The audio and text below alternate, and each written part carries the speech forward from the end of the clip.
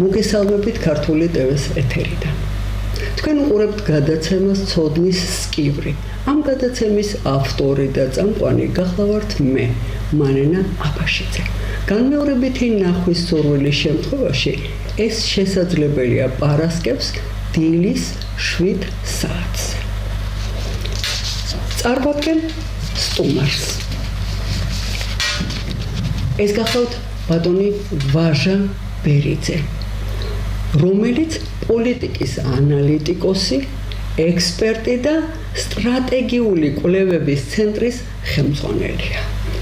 მაგრამ მიუხედავად ამ განაცხადისა, რომ პოლიტიკოსი, ანალიტიკოსი, ექსპერტი და სტრატეგიული კვლევების ცენტრის ხელმძღვანელობისა, ჩემი მაყურებელი ალბათ უკვე მიხვდა, რომ ჩემ გადაცემებში, ცოდნის სკივში პოლიტიკას არ შევეხებით. ამიტომ დღეს მე ბატონ ვაჟას მივახურია ის კაბინეტი თავისი ინსტიტუტისა. გავათავისუფლეთ ექსპერტობისგან, პოლიტიკისაგან და მოგახსენებთ მის ყველა სხვა მხარის შესახებ. შევეცადოთ შევქმნათ ბატონი ვაჟა ბერიძის არაპოლიტიკური სურათი. ბატონ ვაჟა, უღრმესი მადლობა პირველ რიგში, რომ მოგზანდით და მადლობა მინდა მოგახსენოთ იმის გამო, რომ თქვენ ტელევიზიიდან მომილოცეთ, როცა მე პატრიარქის სახელობის პრემიის ლაურეატი გავხდი. ეს ჩემთვის იმდენად ღირებული იყო, ბატონ ვაჟა, მე აღარ მომეცა შესაძლებლობა, რომ თქვენთვის მადლობა მომეხსენებია და ეხლა მოგახსენებთ უღრმეს მადლობას. მადლობა თქვენ პირიქით ასეთი მოღვაწეობისთვის. უღრმესი მადლობა. კარგით. ახლა კი აი ეს რა რეგალიებიც მე ჩამოვთვალე.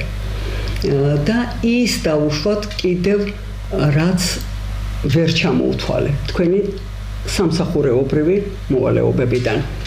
მე მინდა გკითხოთ, ვინ არის ვაჟა ბერიძე? უძინრეს ხოლისა მადლობა მინდა გითხრათ, რომ მომიწვიეთ.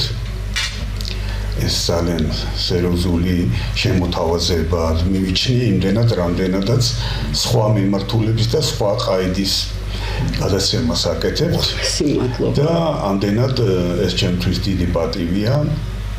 მეორე მხრივ მინდა გითხრათ, რომ არასდროს აქ მილაპარაკია საკუთარ თავზე, რამდენადაც მიმაჩნია, რომ ერთი კეთილსინდისიერი მშრომელი ადამიანი ვარ, მეზე პრეტენზია არ მაქვს და ამას არ რაღაც პათეტიკური ყალბით, თავმდაბლობით არ ვამბობ, ასე ვფიქრობ. მაგრამ თქვენ ვინც გიცნობთ, ყველა მეცის რომ თქვენ სიყალბის გარეშე ბატონო, რომ ასე ვთქვათ, ვაკეთებ იმას, ყოველთვის რაც შემილია, ვიცხოვრე და ცხოვრობ ქვეყანასთან ერთად, იმ დროჟამის მიხედვით, რაც ამ საუკუნეში და წინა საუკუნეში იდგა. ყოველთვის ვცდილობდი, რომ მედროვე არ ყოფილიყავი, მაგრამ ამავე დროს არასდროს ყოფილვარ ასე ვთქვათ დისიდენტი ამ სიტყვის კლასიკური საერთაშორისო პოლიტიკური გაგებით.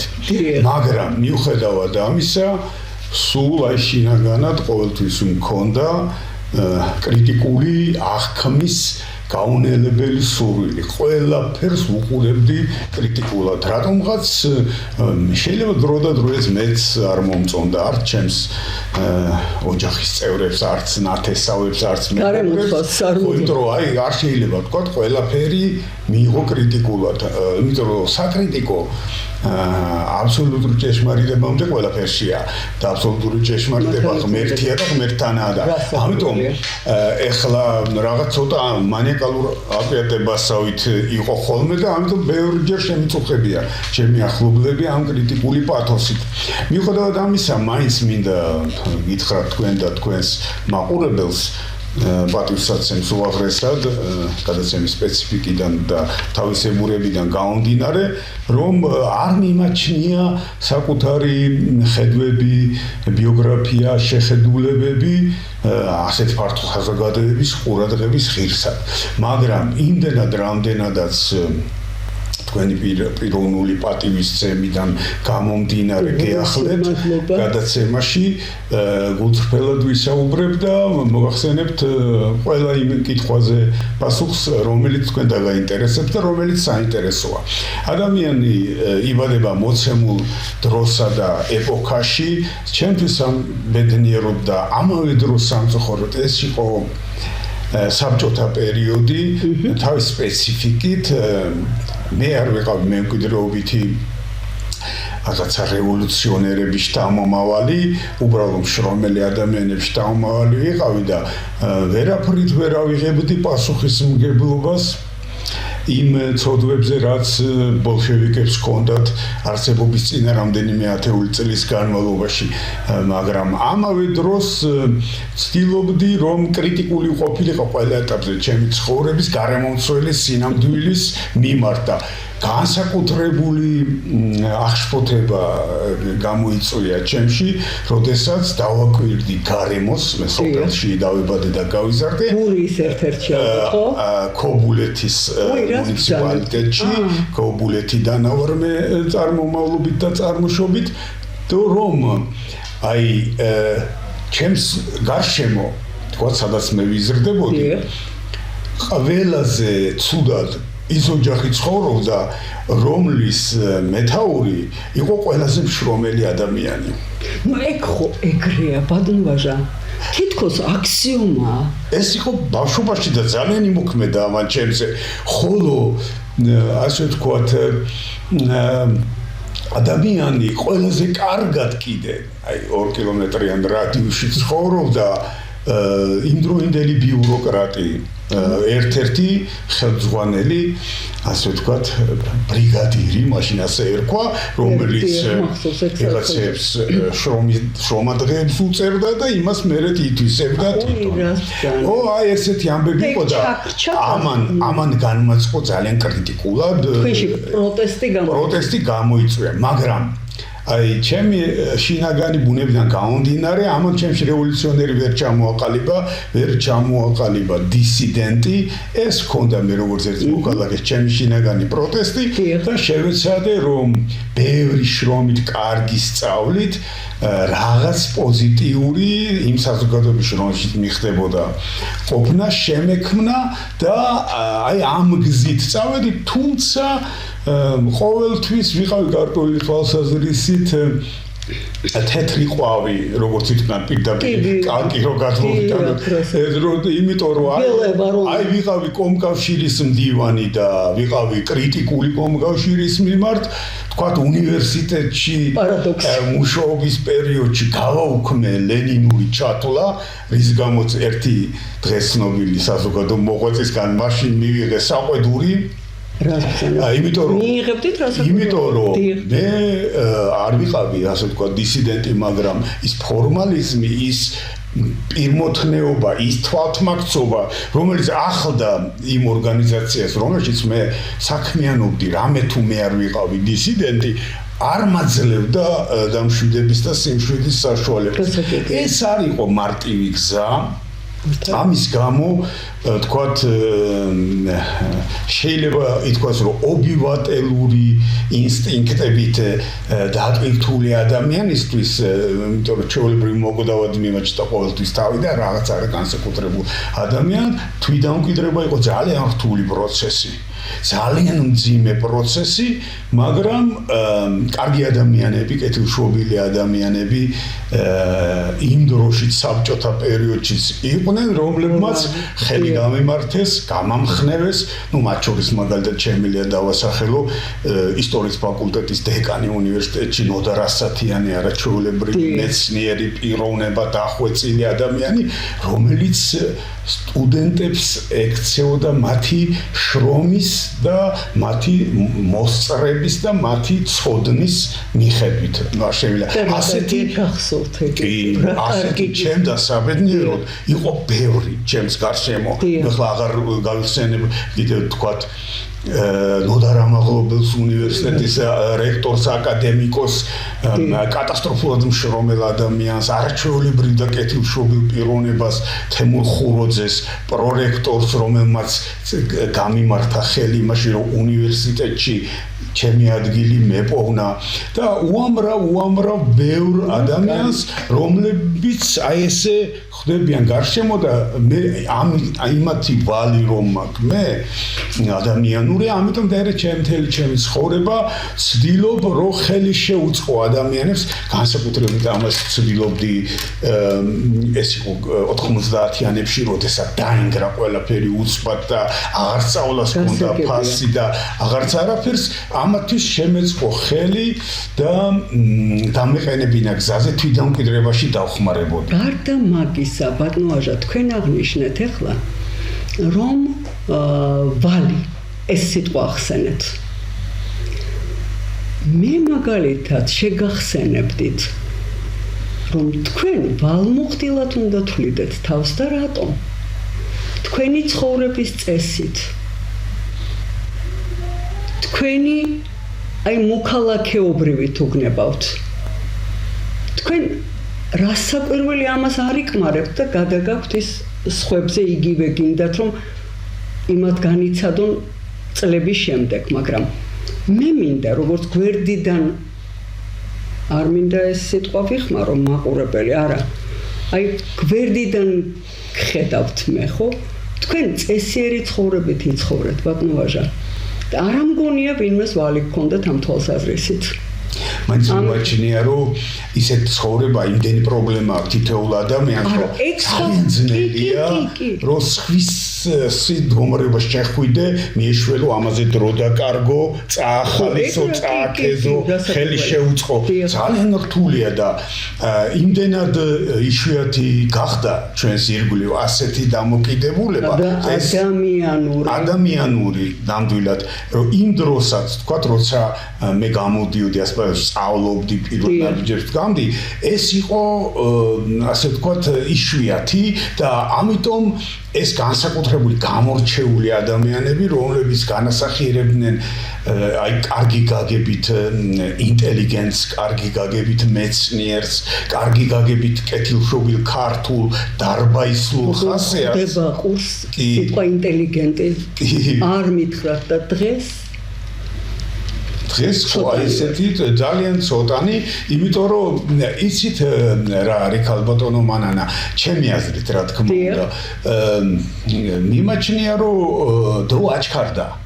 კი, ისედაც დრო აჩქარდა და აჩქარებულ დროში ადამიანებს აღარც ერთმანეთისთვის სალეათ, აღარც ძველი ტრადიციული ურთიერთობებისთვის სალეათ. მინიმუმამდე დავიდა. ნათესავები ერთმანეთს ვეღარ ვნახულობთ.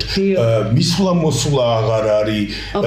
კეიფები და დაბადების დღეების კი რესტორნებში იმართება. ნუ ეს გაუცხოება არის, მაგრამ აქ მე აი თქვენ და დიდი პატივისცემის გამო არ შემიძლია არ აღნიშნო, რომ ჩვენ ამან არ უნდა შეგვაშინოს. ჩვენ ქართველები დღეს ამით შეშინებულები ვართ. საერთოდ პოლიტიკაში ხო თუ გაკვირვებულები არა, შეშინებული უბრალოდ რა 30 წელი დავჭირდა იმის გასაგებად, რომ ჩვენ ჭუაზე ეს სამყარო არ არის მოწყობილი და არც იქნება მოწყობილი.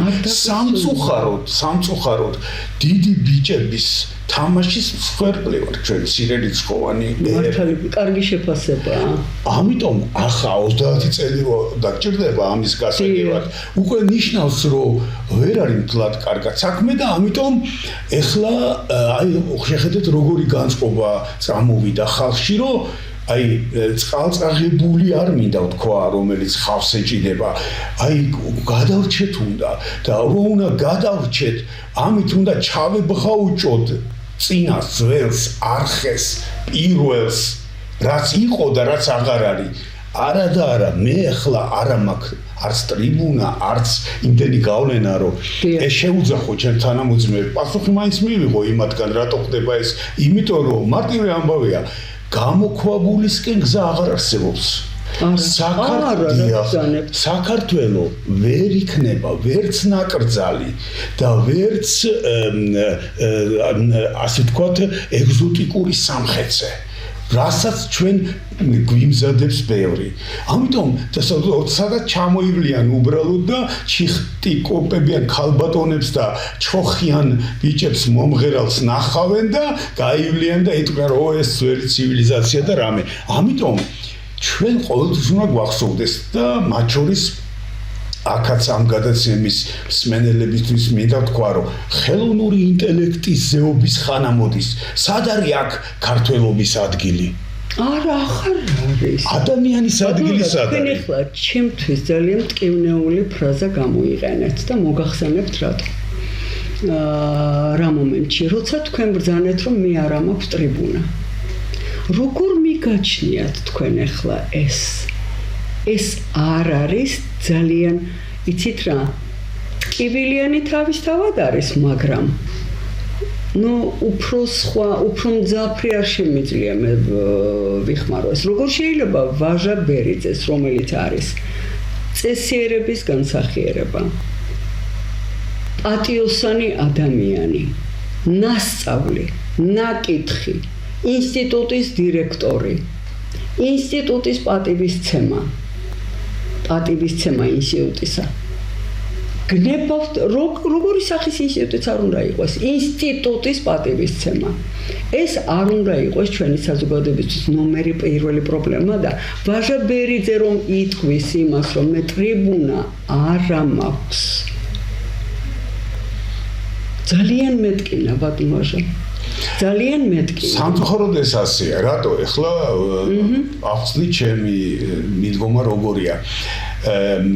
უცებ აღმოჩნდა ჩვენ არ ვეხებით პოლიტიკას, მაგრამ ჩვენ ვართ გვერდით, მაგრამ ამ გვერდით იგრძნობა იქედან რაღაცა. და გინდა ჩანს, ხო? ჩვენ მთელი 20 წელი ვამბობდით, რომ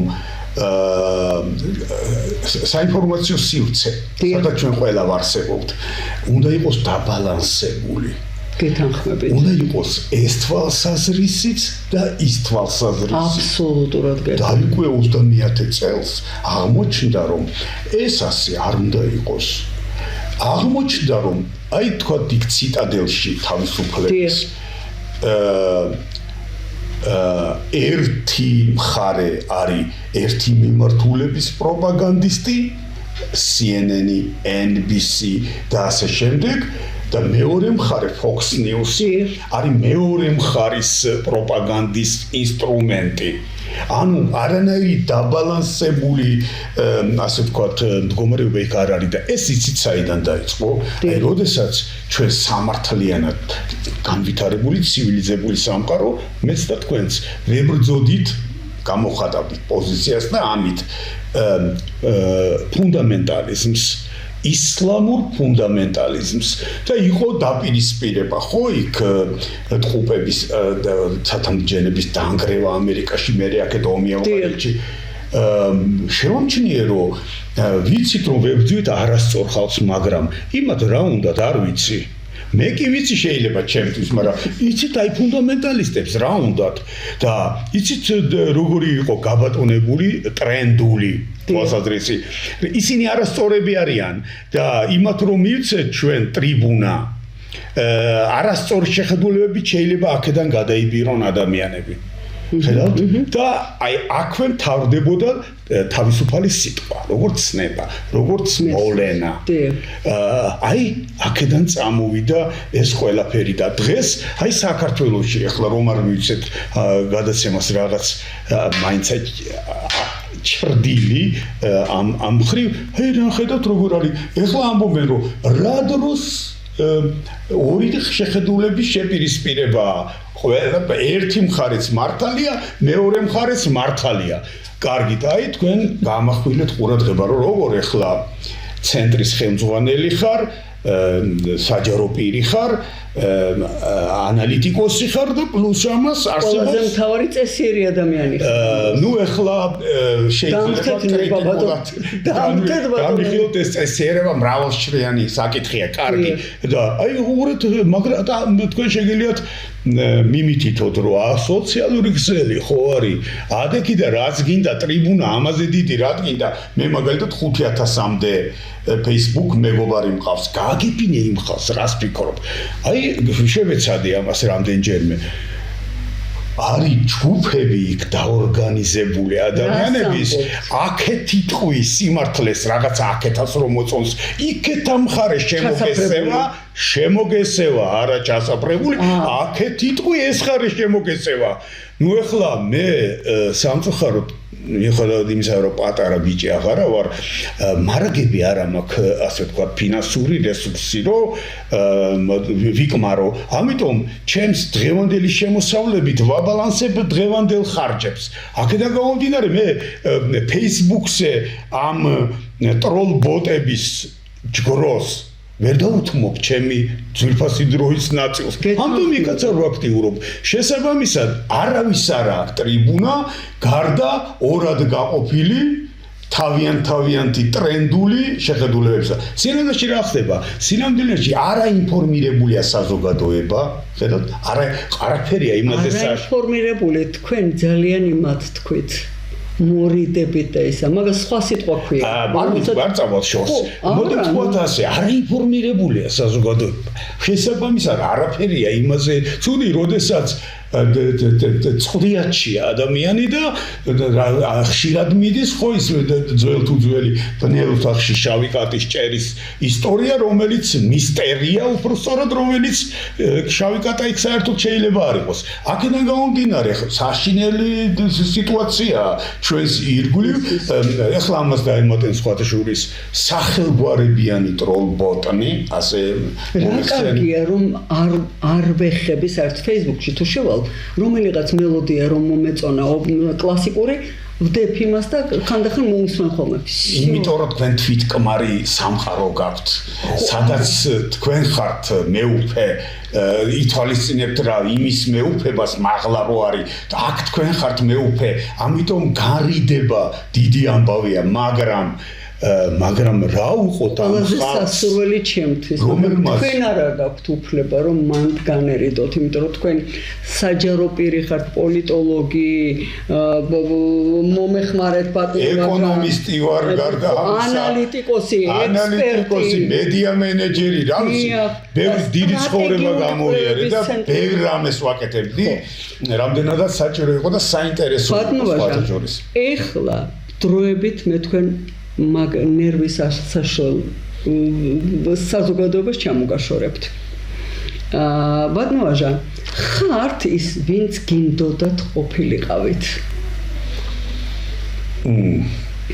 იცით რა არის? არ ვარ ის, ვინც მინდოდა ყოფილიყავი.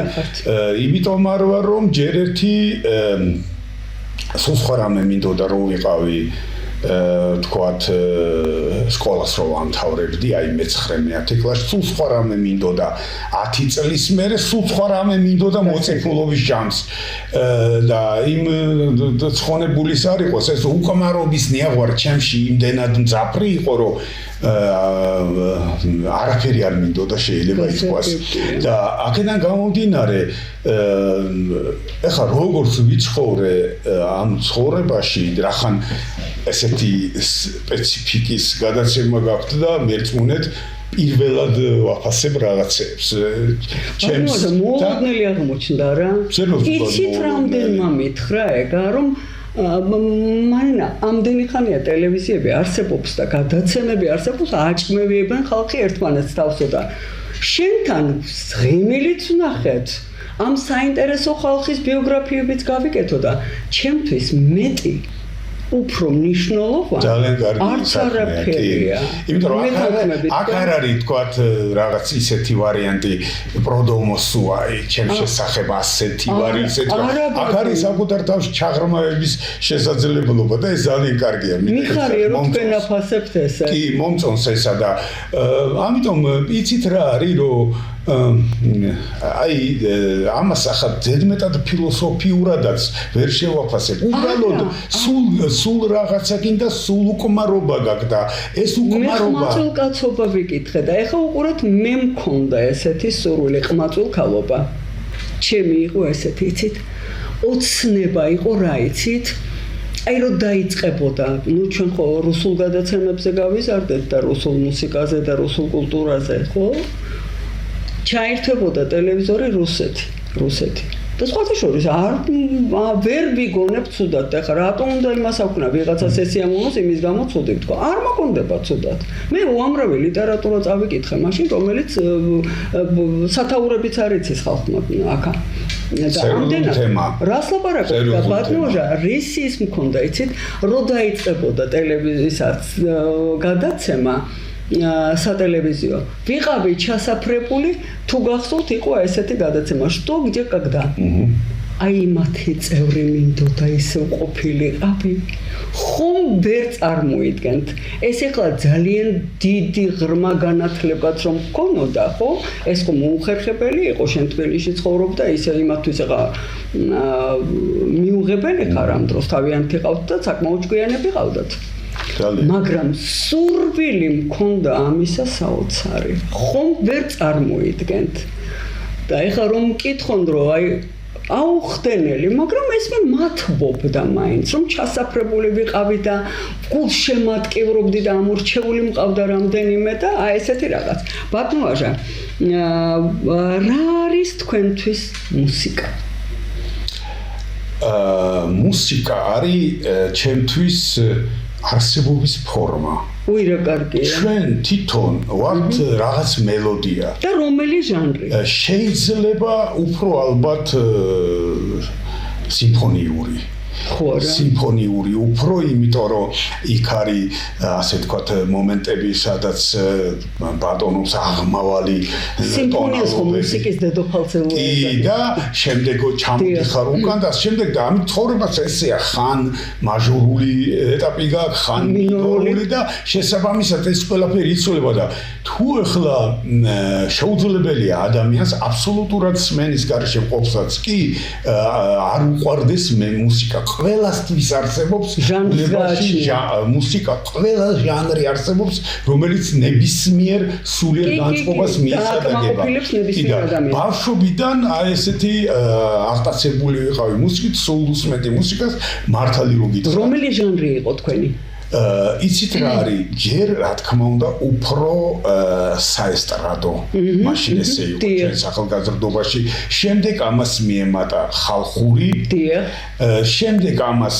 დაერთო სიმფონიური უკვე დავინტერესდი ამით და ასე შემდეგ იცით რა არის არა ვარ კარგი მცოდნე ასე ვთქვათ მუსიკის ზოგადად მაგრამ ვარ მოყვარული და მე მიმაჩნია რომ მე რომ მიყვარს ის კარგი მუსიკაა და რო არ მიყვარს ის ცუდი. ტიპული ახსნა. აი ესეთი დამოკიდებულება მაქვს. ეხლა სულ აი რომ მუშაობ მაგალითად ხო? სულ YouTube-ი მაქვს პარალელურად ჩართული რაღაც მელოდიები და თან წერ უკრავ და მუშაობ. ნუ ძალიან კარგი. ლიტერატურული ნაწარმოები ბატონოჟა, რომელიც ხშირად გახსენებს თავს და იცით, აი თითქოს გიწვევთ, რომ გადაშალოთ ციგნი.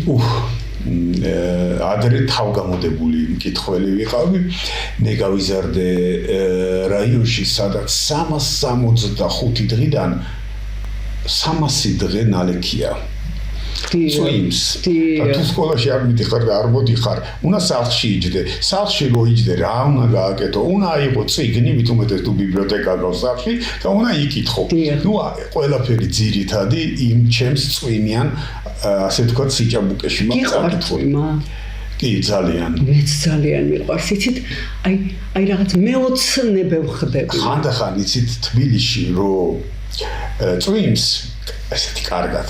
ხო აი რაღაცა თითქოს ვინამები და შობლიური ბავშვობა მახსენდება, როდესაც არ მომწონდა გარეთ რო წვიმა იყო, მაგრამ აქ რაღაცა ძალიან მშრალი ამიდები რო არის, ხანდახან მომენატრება ეს ცისნამი და მოდის ეს ყველაფერი არჩეულებრივია და ძალიან ვერაფრით ვერ გავუგებ იმ ადამიანს, მე ხარ მიკითხია ბევრისთვის და არ კითხულობ ამას, მაგრამ რომ ვინმე მითხრას, რომ არ მიყვარს წვიმა. სქერაც მიყვარს, ხმაც მიყვარს.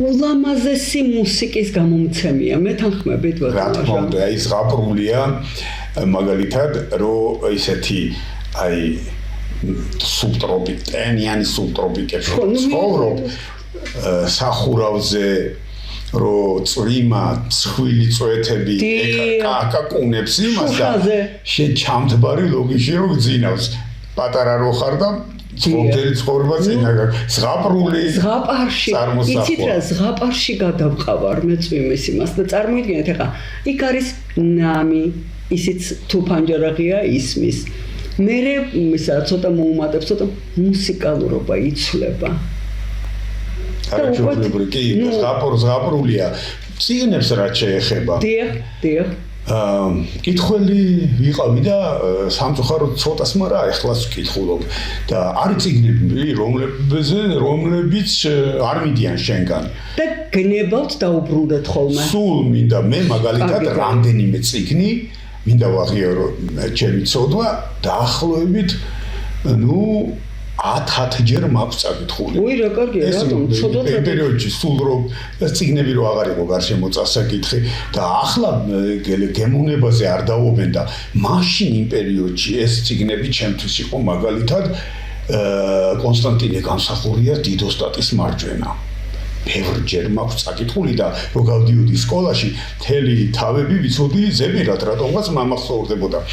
კიდევ გარდა ამისა, რატომღაც ჩემთან ახლოს იყო ანა კარენინა და დაახლოებით 10 ჯერ მაქვს წაკითხული ანაკან თქვა 1001 ღამის ზღაპრები სულ კითხულობდი მაგრამ მინდა ვაღიარო ცოდვა გამხერილი ჯობს რომ წიგნების არ ქონის გამო შეიძლება არანაირი მხატვრული ღირებულებების მქონე წიგნის ბევრჯერ წამეკითხა მაგალითად იყო ესეთი მწერალი ორდეთ გებუაძე ჩაძირული თოლია.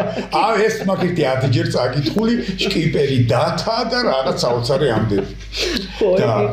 რა შეიძლება სერიოზული ლიტერატურა, რა თქმა უნდა, მე მიმაჩნია რომ ის ერთი წიგნი რო დაიწერება, რომლის მერე წერას აზრი არ აქვს და მართლა ერთი წიგნი უნდა დაწეროს დიდმა მწერალმა, ეს არის სერვანტესის დონ კიხოტი.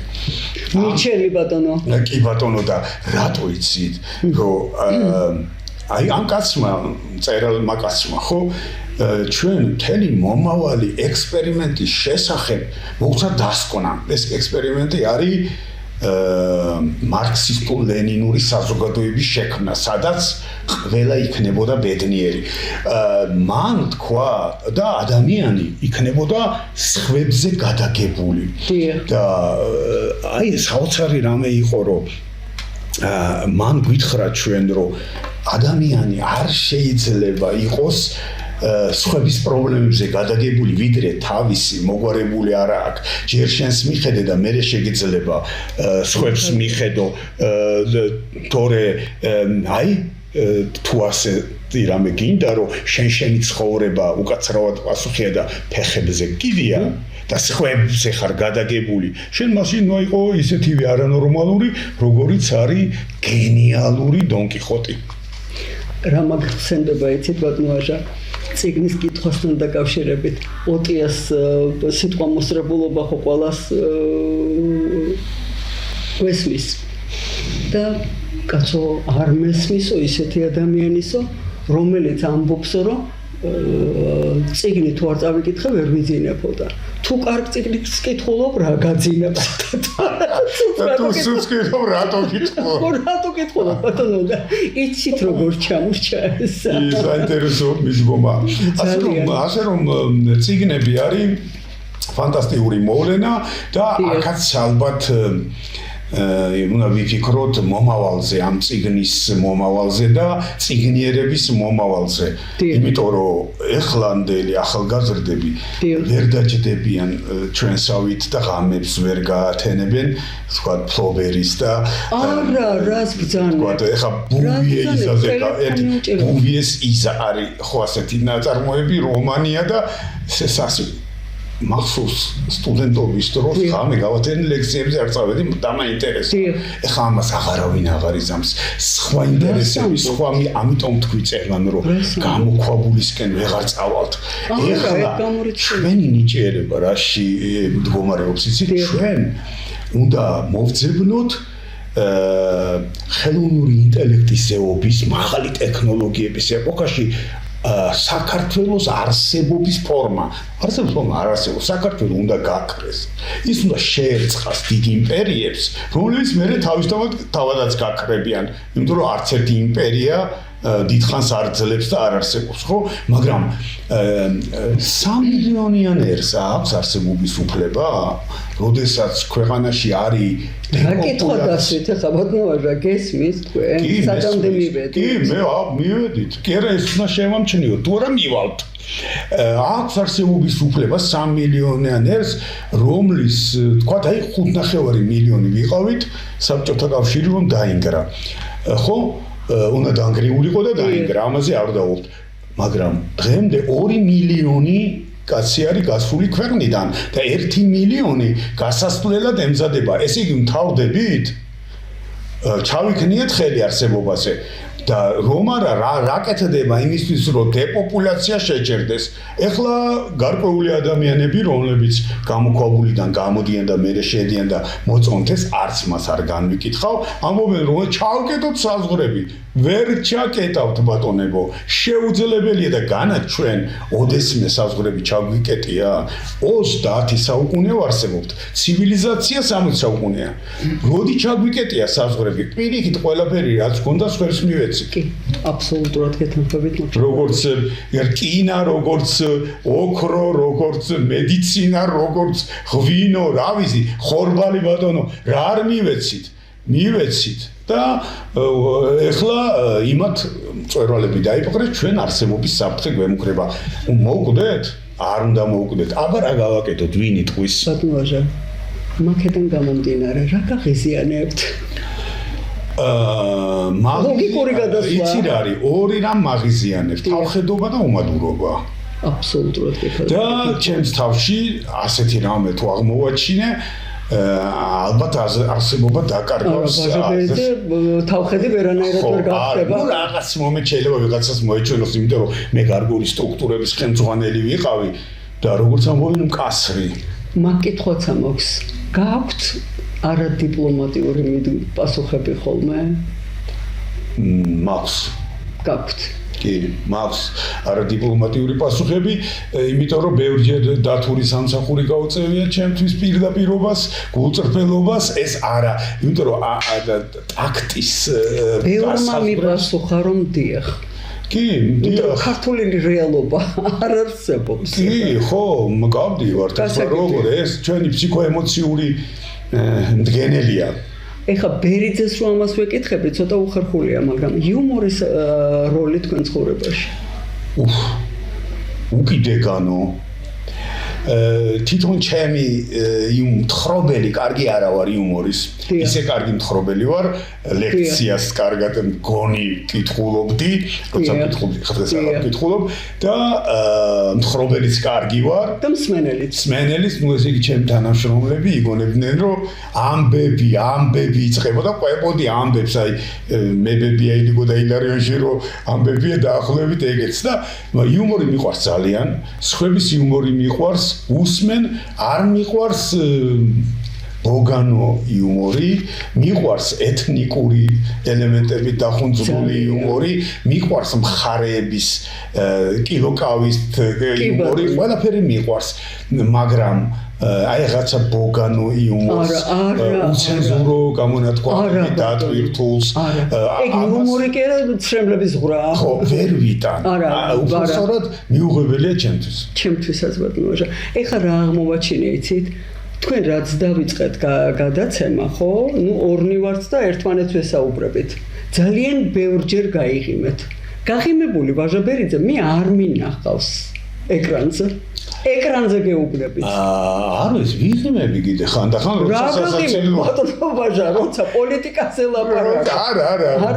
არა ხანდახან კამათია და კამათში ოპონენტი ისეთ რამეს იტყვის რომ უნდა გაგიღიმოს იმიტომ რომ თავი გადაირჩინო კამერა და კამერასთან იმაზე რაც იმან თქვა ვერ უპასუხებელი ამიტომ გადაირჩენ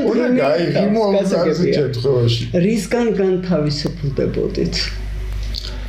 რისგან განთავისუფლდებოდი? დიახ.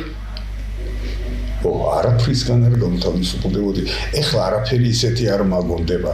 ნუ ალბათ განთავისუფლდებოდი, უბრალოდ შევცვლიდი იმას, რომ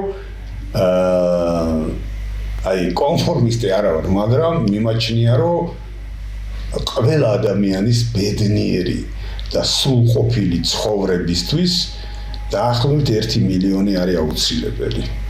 და ყველამ უნდა დაისახოს მიზნად პირველი 20 წლის განმავლობაში თავისი საქმიანობის 1 მილიონის დანაზოგის შექმნა, რომელიც ასაკში შესulis შემდეგ მას მისცემდა ღირსეული ცხოვრების საშუალებას.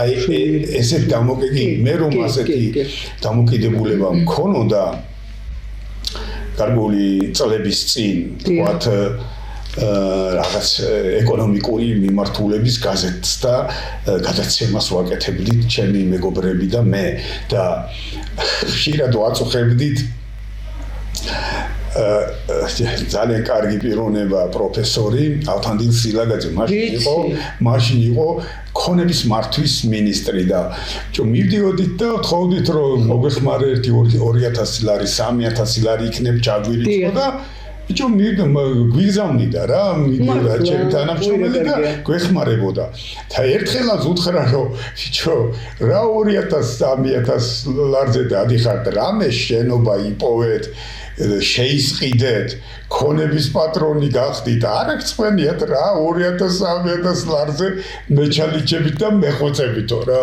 რით დამთავრდა არაფერი ჩვენ მაინც ვერ ვიპოვეთ ვერ შენობა და იმიტომ რომ შინაგანი მოცემულობა მე ბიზნესმენის არ მქონდა არასდროს ამიტომ ბიზნეს კეთება არც მიცდია თუმცა გარკვეული თვალსაზრისით მედიაც იყო ბიზნესი მაგრამ ეს არის სპეციფიური და შეზღუდული ბიზნესი მაგრამ ეხლა წარმოიდგინეთ თქვენ რომ ის შენობა გქონოდათ და ისა ამ ავთოსილაგაძის ამ შესანიშნავ თვისებას ხო ვერ აღმოაჩენდით? ვერა, ავთო კარგი პიროვნება მშრომელი, თვითონაც ლენტეხიდანაა წარმოშობით და დამკვიდრებისთვის დიდი შრომა გასწია და თან უნივერსიტეტიდან ვიცნობდით ეს ჩვენი ალმა მატერი კარგი რომელ ისტორიულ გმირს ენათესავება ვაჟაბერიძე? გულისხმობ ალბათ სულიერად. რა საკვირველია? რა ვიცი. ასეთ არ მიფიქრე კითხვაზე. იცით რა, სურვილის დონეზეც თუ გნებავთ, რომ აი ისეთი რო ვიყო. მაგალითად არა უშავს თუ არ არა არა ეხლა უბრალოდ ამაზე არც დროს მიფიქრია და შეიძლება უკეთესი პასუხი მაქვს შინაგანად და უცებ ვერ მოვიფიქრო და გახვიდეთ აქედან და უცბად ამოტივტივდება ხო მაგრამ მე მაგალითად მერჩინა ნიკო ნიკოლაძის ტიპის მოღვაწე ყოფილიყავი თუ შემეძლებოდა ეს რა თქმა უნდა რომელსაც სავსებით სამართლიანად საყვედურობდა ილია ჭავჭავაძე რომ ის სათანადო ყურადღებას არ აქცევდა ეროვნულ საკითხს რაც საარსებო იყო და სხვა მიმართულებით მიყავდა ეროვნული ენერგია მაგრამ მიუხედავად ამ შენიშვნისა მე არ მგონია ილიას არ დაეფასებინა ის ხვაწლი რაც ამ სოფელ ქვეყნის სამრეწველო დონეზე წამოსაწევად ნიკო ნიკოლაძემ გააკეთა, იმიტომ რომ თქვენ ხო იცით, ხა მე ისტორიკოსი ვარ პირველი განათლებით და რას წარმოადგენდა მე-16-მე-17 საუკუნეების საქართველო, განსაკუთრებით დასავლეთ საქართველო, მეურნეობის ერთადერთი სახე იყო ტყვეთას ყიდვა. და დასავლეთ საქართველოში ყველა აი სახელდობრიციან ვინ მონაწილეობდა ამაში, ვიცი წინაპრები მონაწილეობდა ამაში და ასე შემდეგ. ეს იყო ერთადერთი სახე და ამას სხვადასხვა თავადაზნაურობაც, საეკლესიო პირებიც ყველა მონაწილეობდა ამ საქმეში და უბირი ადამიანები, ჩვეულებრივი, რომლებიც ორი კაპიკის შოუნას არ ხერს ამას, მაგრამ რეალურად ასეთ ქვეყანაში შემოვიდა დამპყრობელი ახალი შენ თვითონ რომ თითქმის მოიწვიე რუსეთი და ამას უნდა გამოყენება უნდა თუ არა საქართველოს ჩვენ ნაწილი საქართველოს დღესაც თურქეთის შემადგენლობაშია და მესხეთში და აჭარაში იყო და რით გამოვიყენეთ ეს თურქების მპყრობელობა ვერაფრით ვერ გამოიყენებდი იმიტომ რომ თურქიერი ცუდი ერია კარგი ერია თავისი ეროვნული ინტერესები აქვს მაგრამ შენ მენტალიტეტი იმის მენტალიტეტი არსებითად განსხვავდებოდა ერთმანეთისგან შენ იმ იმპერიის ოსმალეთის იმპერიას წიაღში გაქრი ფაქტობრივად და გადაგვარდი და გადაჯიშდი და რუსეთის იმპერიაში რომელსაც ასევე შენი ასიმილაცია უნდოდა მოახერხე შენარჩუნება დამკვიდრება იდენტობის წამოწევა წინა პლანზე მიუხედავად იმისა რომ цаრისტული რუსეთი ამას არ ისახავდა მიზნად მაგრამ ეს მოხდა მაინც ანუ უფრო პროგრესული იმპერია იყო ვიდრე ოსმალეთი მე მინდა ობიექტურად თქვა როგორც სპეციალისტმა და აქედან გამომდინარე ნიკო ნიკოლაძის წვლილი განუზომელია სასურველ ეპოქაში ცხოვრობთ და თუ მეტყვით რომ არა რომელ ეპოქაშიც რომ ისურვებდით გეცხოვრათ არც მე ვისურვებდი მეც მაინტერესებს მე ვისურვებდი მეცხოვრა დაახლოებით 500 წლის შემდეგ როდესაც შემდეგ როდესაც ხელოვნური ინტელექტი თავის პიკზე იქნება რანაირი იქნება ადამიანი და იქნება თუ არა საერთოდ ეს ერთი და მეორე მე ვისურვებდი დაახლოებით მილიონი წლის წინ ცხოვრებას იმიტომ რომ ძალიან მაინტერესებს პალეოლითი როდესაც რა მოხდა ხო გახსოვთ პალეოლითში რომ ადამიანის მსგავსი არსებები უკვე დაამთავრეს განვითარება ქმედიან იმიტომ რომ კრიზისი აქვს და მოხდა მუტაცია 48 ქრომოსომის ნაცვლად წარმოიქმნა არსება, რომელსაც ჰქონდა 46 ქრომოსომა, რომელმაც გამოიწვია თანდათან ტვინის მოცულობის გადიდება, მოაზროვნე ადამიანის ჩამოყალიბება, რომელმაც შრომის იარაღი შექმნა. აი იმ დროს საინტერესო იქნებოდა ცხოვრება მილიონი წლის წინ, როდესაც მართალია ფილმი არის ასეთი გემახსოვრება თქვენ ადრე იყო ძალიან პოპულარი მილიონი წელი ჩვენამდე რაკველო შესანიშნავი წინვალი ქალბატონი და ასე არაჩვეულებრივი მაგრამ იქ მაინც ხატრულია ისა საინტერესო იქნებოდა ცხოვრება რა მაშინ და საინტერესო იქნება 500 წლის მერე როდესაც რა მოხდება რომ ადამიანი იქნება სხვა, როდესაც აი ჩვენს თვალწინ ხდება საოცარი რამ. ასემდია თქვენ და მე დიდი პატივისცემის გამო არ გაგიზიაროთ ეს ჩემი მოსაზრებაც რომ ფაქტობრივად ჩვენს თვალწინ ხდება უკვდავების საკითხის გადაჭრა.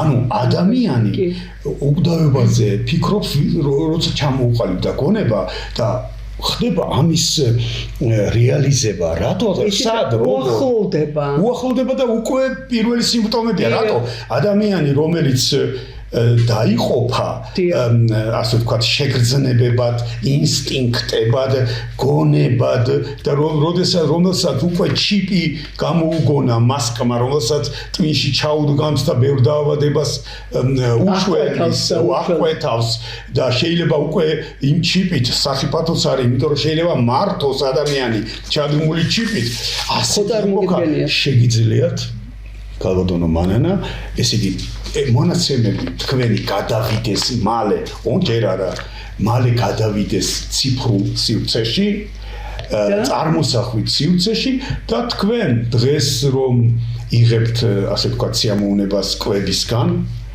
კარგი გემრიელი ტრაპეზისგან, თქვენმა ინსტინქტებმა 500 წლის შემდეგ ასეთივე სიამოვნება მიიღონ, იმიტომ რომ ინსტინქტი იქნება ციფრულ სამყაროში გადატანილი. პირველია, თორე სხვა არაფერი. ბატონო ვაჟა, როცა საინტერესო მოსაუბრეა სტუმრად, ესე იგი აბსოლუტურად უკმაყოფილო მივდივარ ყოველთვის, იმიტომ რომ ვერა, ნახევარიც ვერ მოვასწარით. ნახევარი კი არა, მესამედი. უბრალოდ ერთ კითხვასაც დაგისვავთ და ერთი 2 წუთიც აღარა გვაქვს უკვე. დაასახელეთ მით უმეტეს ისტორიკოსი ბრძანებით. დაასახელეთ დიპლომით. თორე დიდი ხანია ამ სფეროში. მაგრამ დიპლომი გქონდა. დაასახელეთ ბატონო ვაჟა, რამდენიმე ისტორიული წინაპარი, რომლითაც ქართველმა ერმა უნდა იამაყოს. გნებავთ 5. ასეთი ბევრია, მაგრამ პირველ რიგში ვიტყოდი, რომ ეს არის ფარნავაზი, რომელმაც გააკეთა საოცარი რამ, იპოვა განძი და ქვეყანას მოახმარა. მის გვერდით დავაყენებდი ასევე უმნიშვნელოვანესი ქართველი მოღვაწეების ხუთეულში ქუჯის დასავლეთ საქართველოს ერისმთავარს, რომელმაც გადაწყვიტა, რომ ქართებს და ლაზებს, ქართებს და მეგრებს, იბერებს და მეგრებს უნდა ქონოდათ ერთი სახელმწიფო და ჩვენ რაც არ ვიცით დღეს და ზოგჯერ კითხვებს ვსვამთ, იბერი სხვა, მეგრელი სხვა, ჭანი სხვა, ლაზი სხვა, იმათ უკეთესად იცოდნენ, რატომ უნდა ყოფილიყვნენ ერთად. იმიტომ რომ ურარტუს მეფემ რო ილაშქრა დიაოხში და კოლხაში, ანუ იბერიის წინამორბედში და კოლხაში, დიაოხს კოლხასთან დაპირისპირება ჰქონდა თუ რა ჩვენ წყაროებიდან არ ვიცით. ესე იგი ესენი იცოდნენ რომ ერთნი იყვნენ, დიდი კარდუდან მოდიოდნენ წინა პერიოდიდან და შესაბამისად აი ამ ორ კაცს ერთად არ ყოფილიყვნენ, ეს საქართველოს ჩვენ დღეს ამ სახით არ გვექნებოდა. ესე იგი ორი ადამიანი, დანარჩენები კიდე მოუყვებინე, ეს თემა მიყვარს ძალიან. ბატონო ვაჟა, ხომ ხვდებით რომ უკმარისობის გრძნობა დამრჩა ნამდვილად. იმიტომ რომ აი ხო გეუბნებით, ჯერ ერთი ვცდილობ რომ ჩემი მაყურებელს საინტერესო სტუმრები, ჩემი მაყურებლისთვის საინტერესო სტუმრები მოვიწვიო ყოველთვის. როგორც ამბობენ, გამომდის. რაც ნახე მე თვითონ, რომ ჩავხედე სტუმართა სიას YouTube-ზე, ხო, ვეთანხმები. ხო, და ამდენად ბატონო ვაჟა, არა ერთჯერ დამრჩენია უკმარისობის გრძნობა. ამდენად მოდით მაყურებელს ვუთხრათ, რომ ალბათ მოგვიწევს კიდევ შეხვედრა. კი ბატონო, სიამოვნებით. უღრმესი მადლობა. მადლობა თქვენ მოწვევისთვის. დღევანდელი გადაცემა დასრულდა. უღრმესი მადლობა ვინც ჩვენთან ერთად იყო. მე და ბატონი ვაჟა ბერიძე გემშვიდობებით. მე მომავალ ხუთშაბათის 10 საათამდე ბატონი ვაჟა, შევთანხმდებით მერე და აუცილებლად გპირდებით რომ შეგახვედრებთ. მშვიდობიან ღამეს გისურვებთ.